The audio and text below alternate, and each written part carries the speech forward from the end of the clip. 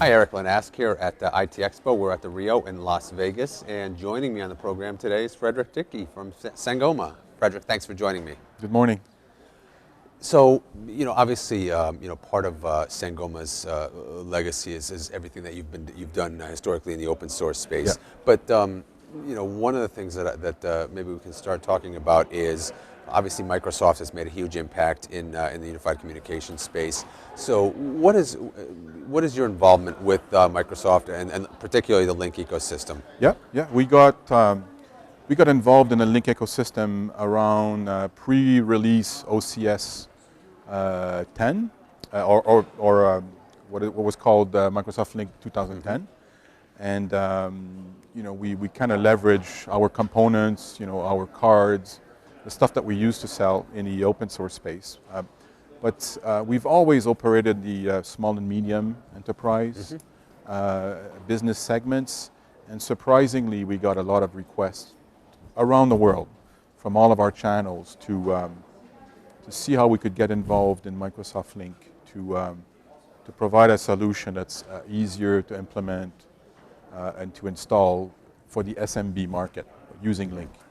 So, as with a lot of other vendors, we ended up certifying our session border controllers and certifying our voice over IP gateways with Link.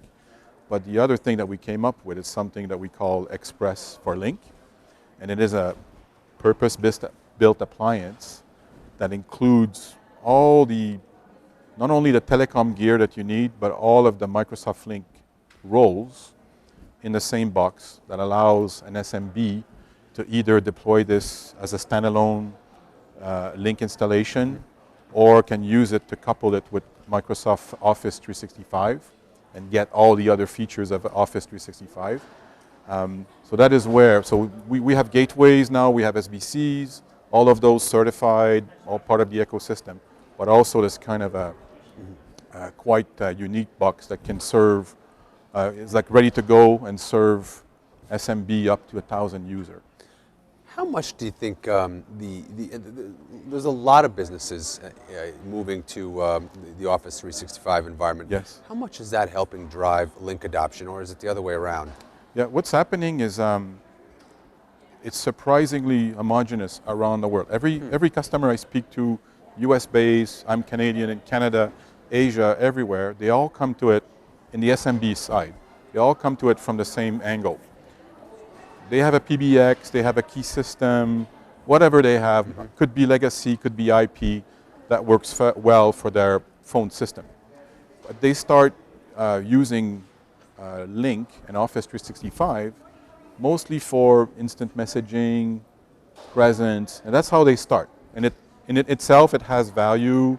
It helps people, even small companies that have people all around the world to better communicate and share and stuff. But they start from that level, and then they slowly they realize, oh, I could use this now to make video conferences. We could replace our legacy installations everywhere and use this online. We could use it for plain conference calls. We can use it to do desktop sharing. And they kind of discover the feature set and make their way up in the offering. And then eventually coming to, my PBX is old, my service contracts are up, it's end of life, or whatever it is. And then they realize that maybe instead of getting another PBX, whatever it's voice over, Link becomes a potential to become, but they're not coming at it from, I need to replace my PBX, I'm going to Link. It's more from a productivity, unified communication and collaboration angle. Well, and it's not surprising that most of them start with the presence and IM capabilities. After all, that's pretty much what OCS was only good for. Yes. So now they're getting Agreed. to understand that Link has some significant advantages. Yeah. What about mobility? Obviously, I think you can't talk about unified communications today without talking about mobility and how it has impacted users. Yeah. So for me, I'm personally a user at Sangoma. We've of course we run our own gear, but we have Link and we have a legacy PBX, and And I had, not so long ago, I had my two devices. I used my Link on my computer, and I had my SIP phone, my voice over IP phone on my desk. And gradually, I moved away completely from my SIP phone. I just use Link. So now, when I travel, so I'm at home office, I'm remote from the head office. When I log into Link, I have access to all the features. It doesn't matter where I'm at, right? So that's one aspect of mobility. If I can be here in my hotel room during the show, I can log in, I look like I'm sitting at my desk, I can start a call, we can share, my PowerPoint presentation that I'll use later today, I can work with my colleagues. So it doesn't matter where I am at, and I have access to all the feature set.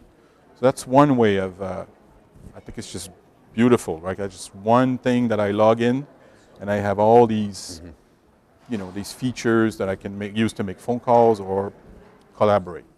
So that's one way. The other aspect is the ability to marry your Link account with your mobile phone. So I do it in a few ways. When I'm offline, I just forward everything to my mobile phone. Well, on my mobile phone, I personally use an Android device. We have guys in the office that have iPhones or Blackberries, but we all have a Link client running on our phone. So I can use that to check presence or do a bit of collaboration. Right. So for me, it's like I'm just transporting my office everywhere I am. If you might, to me, like I realized how powerful it was once I was in Asia. I was in New Delhi in my hotel room running a webinar to a bunch of Microsoft salespeople all over Asia. And all of that was done through a Link meeting and a way for people to, that's how I showed my presentation using Link meetings and doing it over a Wi-Fi network, reaching out. And I thought, that's great. It's just, I don't need a special setup or go to a special room so I thought, for me, a very specific case, but very representative. Sure.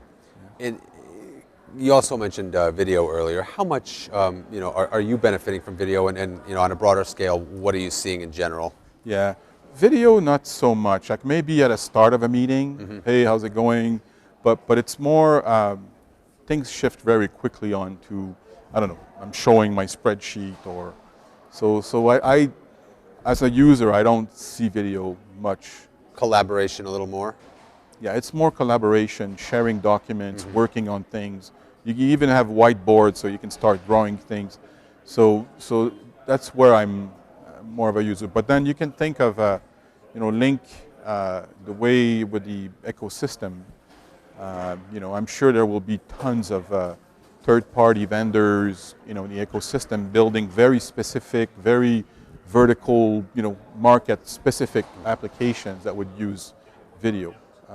Sure. We have customers in Russia, public utility, electrical utility that wants to use, they want to have their guys in the field to be able to wear like a video camera so they can connect with their peers back at the office to get, more support for, so those are more vertical, but I could see that in more specific cases where video would be used. But as a business user, hey, yes, how are you? Start the meeting, but then very, very quickly switch to a collaboration. Well, certainly will be exciting to see some of those specific verticalized use cases evolve. Yes, yes.